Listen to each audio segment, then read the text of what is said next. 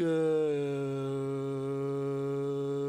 morning. This is the Playmakers Vault with Liam, Jonathan, and Michael is nowhere to be seen. Where is he? He's kind of disapparated, like those Harry Potter movies of old. But no, he's got a bit of a sore voice. Yeah, starting to sound a bit like Jonathan Thurston with a croaky voice. He's taken one for the team, and he's decided that it's better to rest. And we hope, if you're listening, Michael, that you get better, and we'll have you on for the next show. Well, let's start off the show with a very serious topic. On Monday morning, I think it was, Monday morning, it was announced that the great Lou Richards, the 1953 Collingwood Premiership captain, passed away at age 94, so he's quite an old man. The Lou Richards passing had more to do with people like myself and you, Michael, without Lou Richards and, Jack Dye and Bob Davis, when they did the league teams, shows like the Footy Show, all the other shows that around AFL would not exist. We wouldn't be here today talking about AFL sport if it wasn't for Lou Richards. He was the pioneer of sports commentary in Australia, sports shows. He brought sport into a more positive light instead of just a serious, go out there and play type of thing. And he loved his pies, it's a bit like Eddie Maguire. He really loved his Collingwood Football Club. And if anyone come close to Lou Richards, especially for the common man, myself, you, Michael, people doing all the other shows, would be Eddie Maguire, being he grew up and now he's the president of Collingwood. So it's a big loss for the AFL. It's a great, what I saw of him is a funny man, Lou Richards. You can't be a premiership player for Collingwood. Now there's only 3 players alive who captained Collingwood to a premiership. And, there was a sad passing, a very surprising passing. I don't even know. I think he was even there on the Saturday. Yeah, so... Was he there? I don't know if I saw him or not. Where was he? The MCG, when Collingwood played Carlton. Perhaps. I wouldn't be surprised given the rivalry there. But and how much he loves his pies. Exactly. Premiership captain at the Collingwood Football Club. Nathan Buckley. Dime a dozen now. Yeah, Nathan Buckley said, he didn't have the athletic ability necessarily, but he had the will to compete. And when you have that, there's a lot of learnings that can come from that, especially from the Collingwood team at present. But I remember Lou Richards primarily from his Sunday Footy Show role, the handball show. That was classic. I remember that quite well. And he was always lively. He always had a great presence about him. And it would always make the show better off if he was there.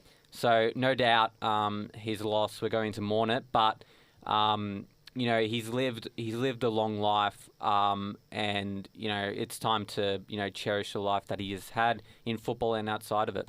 Couldn't say that better myself. Also on today's show, though, more positive, we're going to talk about the AFL Evolution game. Fantasy, Hawthorn and Sydney finally got a win. Oh, that's been a while. Brisbane, we also want to talk about the game in China, which is going to be a big, massive game.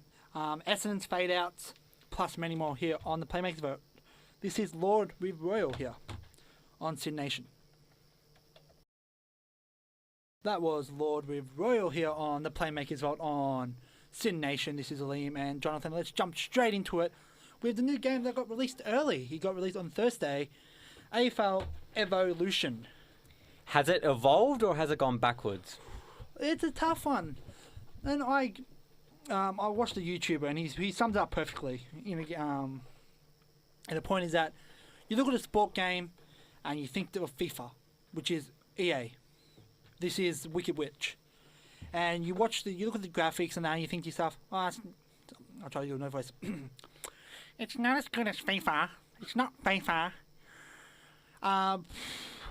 People remember, and this is just a guess, I don't know if this is not a pure fact, there was 20 people working on AFL Evolution.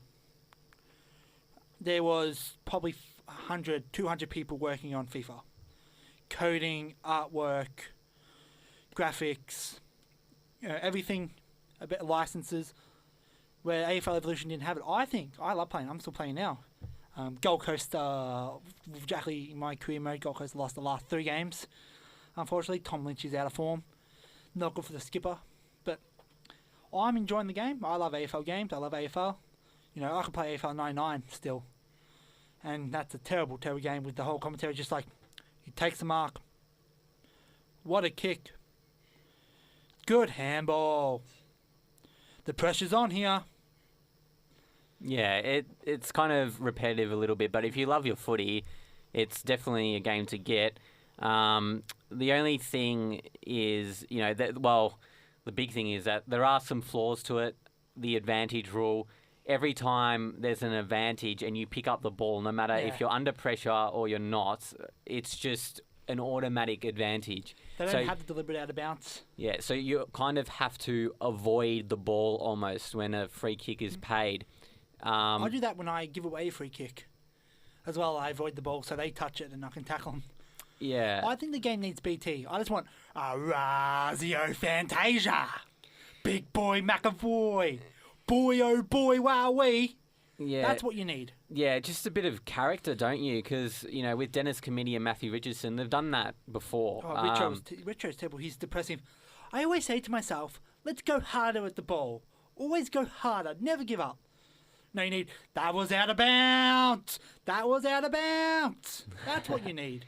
You need a bit of character, a bit of liveliness there. It does lack a little bit in that sense. What it does do good, though, is when you're playing AFL Evolution, you can tell who the good players are. So, the likes of Scott Pendlebury, Patrick Dangerfield, Lance Franklin, you can tell they're good players by their acceleration speed, by their ability to kick the ball further than anyone else. When you're playing online, and this is both a hit and a knock, you can play as, an all-star team. So you can play with the likes of Buddy Dangerfield in the same team. Now, I was Collingwood, and I was versing an all-star team, and I was like, how did this happen? Like, this is so unfair. You have the likes of Buddy on Reed and just Dangerfield on Treloar, and I'm just like, this is not how it should be played. It should be played based on the league you've set it on. Other than that, the online itself is almost unplayable because there's so much lag, and the FPS rate drops anyway in the normal single match games. So it's a weird dynamic there. But one thing I do like about it is that you can actually run with the ball carrier. Like, it's really fun. It's really fun. Like with the likes of you go for Freo. Who's a really quick player at Freo? Stephen Hill, Bradley Hill, I'd assume as well. Walters even. So you've got quite a few players there, and you can actually run with the ball. In previous AFL games, you get the ball and you get tackled. Yeah, it's like Usain Bolt is coming up behind you, and it's just so unfair. But to an extent, even FIFA has had that problem before, where seemingly slow players catch up to seemingly fast players. Actually, one of my biggest issues with FIFA is you play as Melbourne Victory, and Marco Rojas is a really fast player in real life, but because he plays a Victory with a low rating, he's slow. Yeah. I think speed should be a automatic thing. It shouldn't be, Fife's not the fastest football player in the world, so he shouldn't have 99 speed. Dangerfield's fast. Jeddah, the Hill brothers, they're all quick. But Fife isn't quick. Mitchell isn't quick. No, and Mitchell isn't quick. He's highly rated, but he does have a really good acceleration speed on him. He's probably I wouldn't say he's one of the slowest players in the AFL, but he's certainly one of the slowest of the elite midfielders in the competition. He doesn't rely on that explosive speed like Dangerfield does. He relies on fantastic game awareness. And I like how in career mode, though, you can train the attributes of even older players, because older players can get better over time anyway. So you can dedicate attribute points to specific traits that the player may have. For instance, acceleration, as we were mentioning there, goal kicking, and I've got Scott Pendlebury as a captain. He's got full marking power. He's right up there with the best players in the competition. So you were one to actually give me a tip, Liam, and this was when I was struggling with the game when I first got it, and I was struggling. I was getting thrashed on medium, and I didn't know what to do. And so you told me, and it worked out, to go on easy first for a half, and then in the second half, go on medium, so you have a bit of control, get your confidence up. And that was perfect, so I'd like to thank Liam for that. Oh, you're welcome. I do take full credit. So overall, out of 10, what would you give the game? I give it a good 7. Good 7. I'd give it a 6. I'd give it an average. I think they've done some good things with the game, and I think there are some slight flaws to it. Or not slight, that's being generous in my opinion, but they've done a good job for what... I mean, it's always cliche, like I kind of want to avoid it almost, but you mentioned it at the start of the show, you know, the fact that they're not an EB game, like not an EB, EA Sports like type of company. I think I said EB game as well. But I think if they can continue with the path, like I said, you have a platform, just build on that platform, you know, touch things up, add stadiums, you know, add the WA League, add the SA League, you know, add all that stuff. It's good. Do you know one thing they've added that's a new feature is the ability to play as a single player? Yeah. Yeah. So have you tried that out? Yeah, it's not bad. But it's the same with every sport, you know. I when I played footy back in my heyday, when I was a bit slimmer, I played as a fullback or a halfback. I love playing the back line. So when I create a play, I play in the back line, but it's not as fun as you got to go midfield or forward because you only do so much, you know, tagging someone and you can't heckle them. You know, usually I let my opponent know what I thought of him or what I thought of his haircut or, you know, give him a nice tap on the bum. You know, that's what I used to do when I played, but you can't do that in the game. So after AFL Evolution, let's go to the Super Coach and Fantasy. Fantasy, again, I just don't like fantasy. Yeah, we've had this discussion before about how it doesn't really measure efficiency, and that's a completely valid point. I don't argue against that. I just contend that they're different games. So one is more realistic and one's more fantasy in the purest sense. So I was ranked 2,070 out of, you know, what is it, over 120,000. So I've actually dropped a little bit, which is well deserved because I've made a few poor trades over the past few weeks, and I need to get my mojo back. For instance, Dane Zorko over Gary Ablett. I don't understand that.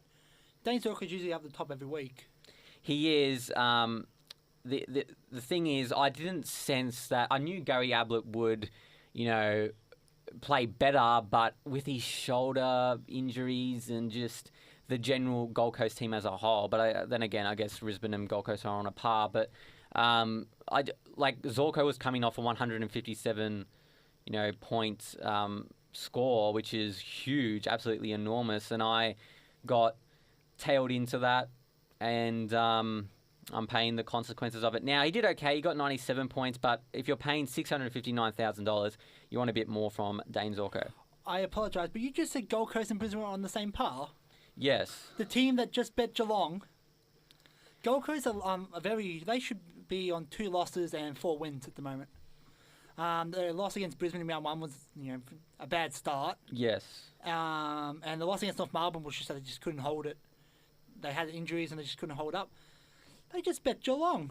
Bad, same par. They did beat Geelong, but Geelong's coming off a loss against Collingwood, and Collingwood lost against Carlton this week. So, and they count in the fact that they also travelled to Metricon. So there's a few factors there. Dangerfield is not in the best... He's strongly out of form. Yeah, so I think there's just a few factors there they have to take into consideration. Dane Beams isn't playing for the Lions. We saw that affect them so much against Sydney. I was watching them play, and I just like, you know, without Beams, they're almost like a completely different side. I know it's an 18-man field game, but if you don't have someone of that quality helping your team, your captain, then it makes a huge difference. And Buddy tore them to shreds, really. But he did. Well, definitely, before we go to a song, we'll mention Sydney. We'll mention Hawthorn after the break. Sydney finally got their first win of the year. And it was like Sydney of old. Buddy absolutely destroyed him. Kicked 8 goals. Kicked 8 goals too. And, yeah, they were from the get-go, they were on their way to win. Never in doubt. Yeah, he looked ominous, Buddy. You know, when you're having that kind of delivery inside 50, Isaac Heaney has been a nice addition there to the Sydney lineup. Rated strongly on AFL Evolution, I might add, but he he's a gun buddy. He's lost 3 grand finals, basically. He competed when Hawthorn lost against Sydney in the grand final, and he was with Hawthorn. He lost when he was with Sydney and they were playing Hawthorn, and then he lost against the Bulldogs. Pretty unlucky, in my opinion. I don't think we've ever quite seen that happen before. A player moving clubs, losing grand final like back to back, and then losing another grand final on top of that. So I have a soft spot. I love when a player leads to a premiership then loses in the grand final to the team he left. That makes me happy. It's kind of like revenge. You think, yeah. I mean, I completely understand that. And we'll just have to wait and see whether this will spark Sydney's revival. Their Achilles heel this season has been their midfield, with the loss of Tom Mitchell has really hurt the team. And the out of form, Parker's out of form, Hannabu's out of form, Kennedy's out of form. But doesn't this make for a good clash next Sunday? North Melbourne versus Sydney. North Melbourne came off probably the best first quarter in history, kicking 64-0 against the team to beat the premiership favourites, the unbeatable Adelaide Crows. Yeah, I recall you last week talking about the Adelaide Crows, saying they look, like you said, like unbeatable. Like so there's like a transfer of codes here, but like the Arsenals had the unbeatables, and where they didn't lose a game in a season, but they showed some vulnerability against a team which you wouldn't expect they'd show some vulnerability to. Why did it explode out to a 64-0 lead? There was a bit of a hurricane breeze, but Adelaide played like piss. They were terrible. It was a bad performance by a team, and Don Pike, probably a proud man, proud coach, would have teared them to shreds on the. They would be training hard. They're probably still doing laps now, and it's Wednesday. They're probably still running laps of the oval. But yeah, they're going to make a great game next week. We're going to head off to a song, and then we're going to talk about the Hawks and the game in China. Absolutely. Here on the Playmakers Vault on Sin Nation. This is Robbie Thicke, Blurred Lines. That was Robbie Thicke with Blurred Lines. Probably the biggest song of 2013 that was, here on the Playmakers Vault on Sin Nation. And let's get straight to the Hawks. Got their second win of the year against Melbourne. Again, a disappointing performance from Melbourne for a team who, I said at the start of the year they need to make the top 8, and I stick by that. And they've got Brisbane next week down in Tassie. So could they be now three wins, which would be absolutely phenomenal for them? Possibly. And going back to that game, it was almost like a sentimental game with Jordan Lewis, one of the legends of the Hawthorn Football Club, 4 premierships, coming back and versing his old team there. Played quite well. And sometimes, players, when they're versing their old teams, they can live up to the expectation and exceed it, or, they can falter badly under pressure. But Lewis played a really good game. I really rate Melbourne. I do. The likes of Clayton Oliver have really come to life. He looks like I'd argue Melbourne's brightest talent, really. Jack Watts is in career best form. His last 2 years have been outstanding. The reason why they picked him up at number 1, he's shown it. He's much better as not a key forward. He's better as a second forward. Best kick in the game. His pinpoint accuracy. But once again, Melbourne were favourites.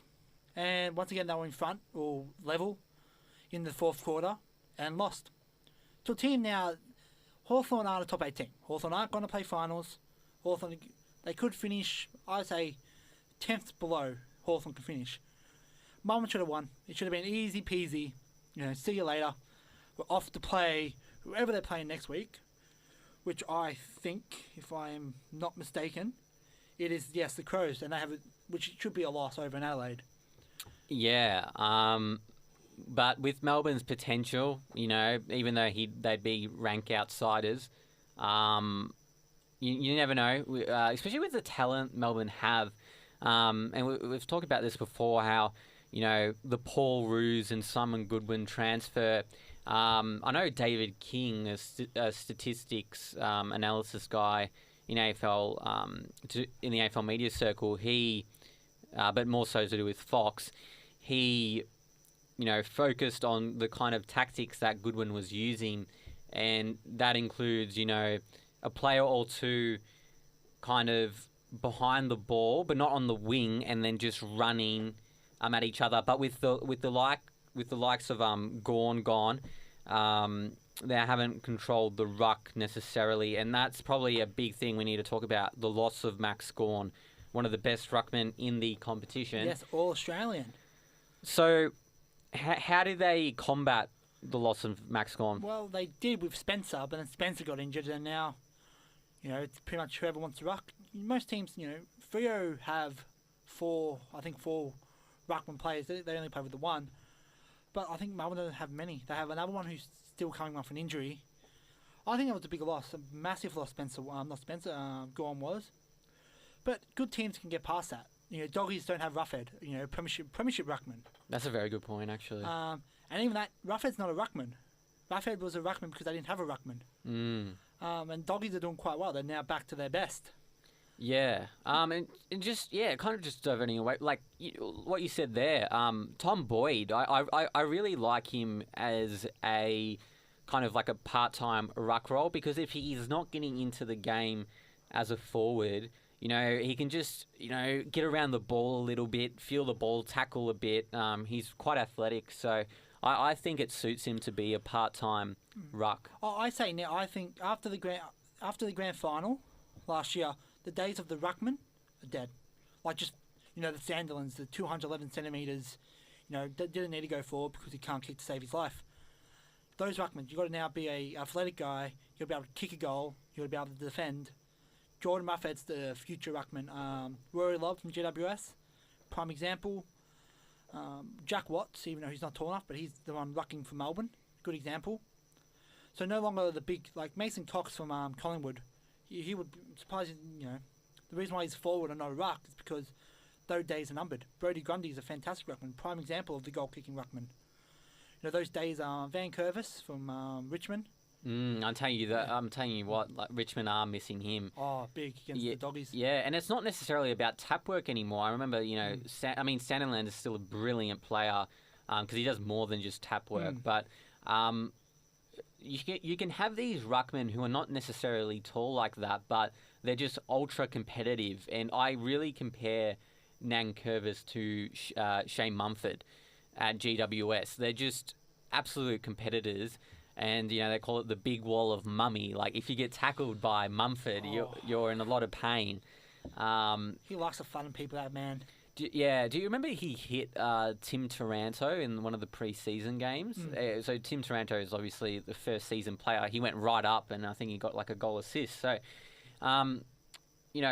these players, they can act as barometers in their teams. And I think Nankervis, you mentioned Brodie Grundy there in a similar vein. He's very competitive. So I think ruckman now, it's more about making sure you have a competitive streak so you can act as a midfielder, and you can also follow up on the ball. It's not just all about tap work now. No, definitely not. And Hawthorn, which we spoke about before, they were the king. I think Big Boy McAvoy, as BT would say, he was one of the best on the weekend against Melbourne.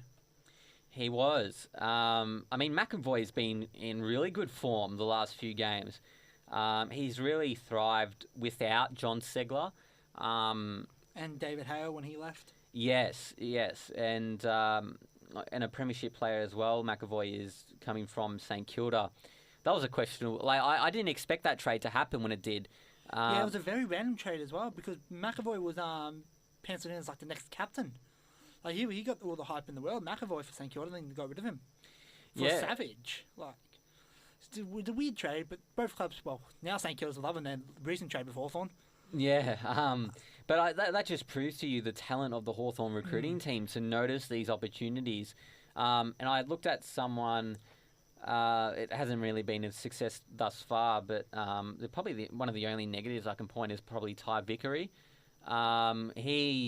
To be honest, I understood it when he came in because I thought, they're not expecting him, even though he's getting big money. You kind of have to do that to attract. Oh, Hawthorn was aiming for a premiership this year. So tie victory. Yeah, exactly. And their mentality has changed because of how bad they're doing. And there's one man who's the reason why Ty Vickery's not getting a game. His name's Mr. Tim O'Brien. Yeah. 23, which is a famous number for the Hawks. 2 goals, 13 disposals. Laid 3 tackles and had 4 hit-outs. Second best forward ruckman of the round. Now, I'm not tooting my team's own horn, but a lad who played his first game of the year. Kind of like Dawson in terms of the punching bag. Every team has a punching bag player. Dawson, every time Dawson does something, I was like, just drop him. Taberner's the same. Comes back. Last year, he couldn't mark a building. Like, if they were building at him, he wouldn't be able to catch it. He would drop a car, type of thing. Clunked 9 marks, kicked 4 goals, 1, 7 hit-outs. Sandilands had a total of 51, but, 7 hit-outs. Yeah. 18 touches. If that's not best on ground, or close to best on ground, and that's what every team needs, something like that from a secondary ruckman. Yeah. That is an absolutely fantastic game. That's the top level of a secondary ruckman, of a forward type of ruckman, of a Jordan Ruffhead, Taberner, Danaher, Darcy Moore. That's what they strive to be, which is up here. It's such a vital role because you need to provide, a rest break to your ruckman, and the game's becoming more demanding. The thing is with playing 2 ruckmen in a game, like 2 legitimate ruckmen, so say if you're playing Aaron Sandilands and John Griffin, the thing there is that, you lose speed over the ground, and if you add in that, extra who's the second ruckman for Fremantle? Well, it will be Taberner at the moment after last week. Yeah, so Matt Taberner. So he's a young player, and he's someone. I assume you'd rather prefer that than an experienced ruckman like John Griffin, because it just adds a bit of. You need the youthful legs. Yeah, I think that really matters in the modern age now. Now let's get to our next thing, the game in China. What do you think, fan? Yes, I'm a huge fan of this. It's sold out, so they're expecting over 10,000 people, which is amazing. I mean, I only expected maybe like half of that. I didn't even know if China knew what AFL was. No, they have a team. I looked it up since I'm moving there. I looked up AFL over there. Where I'm going to live, they have the Beijing Bombers. Really? Yeah, but most of it's all ex-Aussies that's moved over. I looked at the photos of the team, thinking, there'll be a lot of Chinese people. Be very interested to know what ex-Aussies they are. Probably be one to look up. But, China, like, they're the world's most popular country, aren't they? So if you appeal the game to that kind of popularity base, then I just think it makes sense. Port has a sponsorship deal with a Chinese sponsorship affiliate there. And Gold Coast is wearing the Chinese colours in their home game, which is rightfully so. But I think the one thing that irked me, and I do agree with, I can't remember who said it, but ever since the game started, it's been complaining after complaining. And Port Adelaide are idiots for what they did. You book a team against Gold Coast, and due to their contract at Adelaide Oval, they have to be the away team. Gold Coast have every right to wear their home jumper at their home game. Why would you pick a team the same colours as the Chinese flag and think they're going to go in as the country's team? I have no idea. Yeah, that is a good point. And there has been complaint after complaint, like, the asthmatic thing. I mean, that's a very real issue with the pollution there in China. And a sandstorm. And a sandstorm recently, yes. So those are real points there. Who did you say was an asthmatic? Travis Boak, the poor skipper. So he's a very... Well, Travis Boak, how do you explain Travis Boak? He gets shot point blank in the head before a game just to warm up. Like, that's how tough he is. He's like, hey, do you have a gun? Shoot me so I can warm up. He's like, oh, yeah, I'm ready to go. He would have an asthma attack on the field and continue playing. Like, he's a tough man, Travis Boak. He's a tough nut. But I'm glad that they are being aware of, the issues that can arise from going into China. I think it's more of it's good for the game. As someone being involved in a team, especially with Port, they're focused on, cementing their spot in the 8. Gold Coast are looking to make the 8. Gold Coast. So, going to China, I know they have the bye the next week, but it is a bit of a change. I don't think this has quite been done. Well, it's never been done for in a season, going to China. But I know they went to New Zealand. St Kilda played Sydney, Brisbane, and Carlton over 3 years in New Zealand. They're thinking of doing that again. Actually, they want to now go from Wellington to Auckland. I know they thought about Christchurch at one point, but Christchurch I think it's fixed. I think they've finished from their 2011 earthquake. I think Christchurch is now fixed.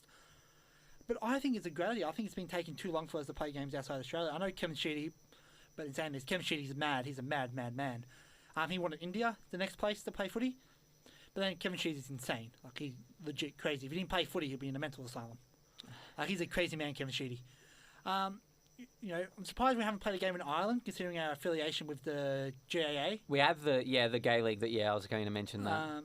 Especially with Ireland, because the International Cup's on this year, which will also be big for the Chinese people, because they're going to come over to Australia and play footy. And Ireland's won, I think, three international rule series. Yes. And they've played in every final.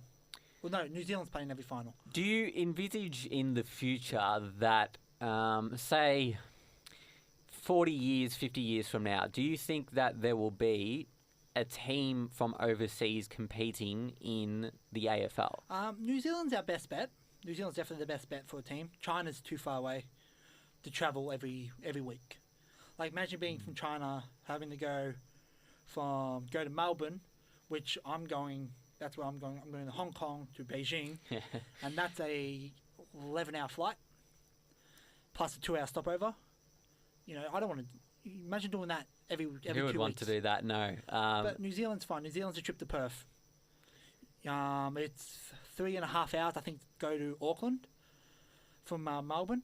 I think New Zealand will work, but that's all about if New Zealand's want it to work. Yeah, I mean, you mentioned Ireland there. You've seen Irish players like Marty Clark, Kennelly, Steins, some classic players there. How far away would Ireland be via plane? I went to Ireland earlier this year. That was a 21-hour trip with a 14-hour trip to Abu Dhabi, no. which kills you. It absolutely kills you.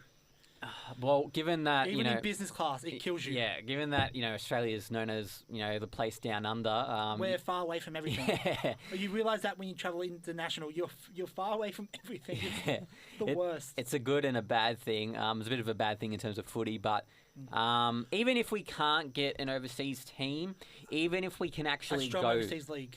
Yeah, and an overseas league, and actually going to these overseas places just a little bit more frequently. Yeah. The last thing AFL topic I want to touch on, because before I go, I think AFL in China is going to be a success. It's going to be a great game. It's going to be a fantastic. I think Gold Coast might even get the wood over Port Adelaide.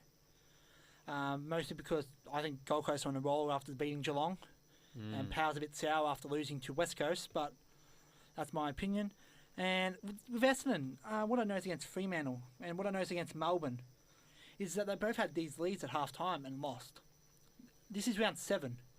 And I know it does suck because most of these players haven't played in a year, but they're already tied out. Which I don't even know if that's a new thing. Take your mind back to 2015, 2014, 2013. Start the season absolutely flying, and then halfway through they got burnt out. Like, they were lucky to make the finals in 2015, and they were lucky to make they didn't make it in 2012, and they made it, but didn't make it in 2013 because of the drug scandal. That's an issue. That's a massive issue if you're an Essendon fan. It is. Do you give them a pass, though, the fact that they are getting these players back, like Joe Watson, Dyson Happel, their first year? It's almost like, having an ACL injury and just coming back into the fore. Some do it right, some don't. They've definitely got the talent there. I personally give them a pass. I think when you're coming off a drug scandal like that, it's kind of almost... I don't know if it's natural, but I can see why they might be struggling during the season, getting accustomed to the rigours of AFL football. I would, but there's some issues like players like Hurley has been one of their best. Then you got players like Darcy Parish, who's in his second year, has been down. Gun though. he should be, but he's been down this year. Yeah. Zach Merritt, again, their best player, again this year. Danaher kicked 3 goals straight on the weekend. It's too inconsistent. Kale Hooker has a man bun, so let's just completely scrap him. Like, he looks too old to have a man bun. Like, some players who look young, like, they look okay. Some players, Bryce Gibbs, he looks fine. He still looks like he can pass the 25. Kale Hooker looks like he's in his 30s. I don't. Was it this show? I think it was this show. No, so it was another show. I criticised Ryan Griffin for having a man bun, and he's 31. And I go, yeah, you should never play again. Kale Hooker really needs to get rid of that. And that's why he's playing bad. Who else has been playing bad? Tipper Woody has been okay. Orazio Fantasia's been an absolute limelight. But even some of the players who played last year, maybe because they're playing a different role, because Darcy Parish was probably one of the A midfielders last year. Now he's more on the half-back role, moving to the midfield, compared to something Heppel.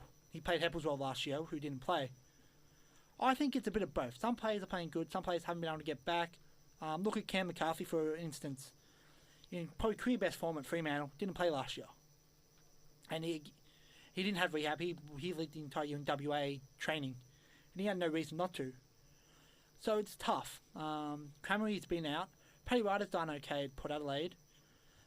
Malcolm, I think, got dropped from Melbourne last week. Yeah, and he was a recruit there. Hibbert's done well. Yeah, Hibbert's had time to build, because he didn't play until against Essendon, I think. Yeah, but it's still noteworthy, because the preseason was affected there. But and Monfils hasn't played a game yet. Yeah, shoulder injury. So it's, there's a lot of contributing factors here, injuries, certainly. The fact is, with the young talent that Essendon possesses, Darcy Parish, inconsistent, but, top 5 draft pick, and then you have, likes of Joe Danaher missing left, right and centre, it does hurt the team and inevitably cost them matches. So, what you need is the experienced players to really lead the 4, and then the young players can come into it, because at the moment I think they're asking a bit too much from their young players. I couldn't agree more. Let's we're going to go to a song. We'll finish stuff off with the UFC here on the Playmakers Vault on Sin Nation. That was Pink Learn to Love Again, because I wanted to pump everyone up here on this Wednesday morning. Now, this is your masterclass. You are the UFC expert, aren't you?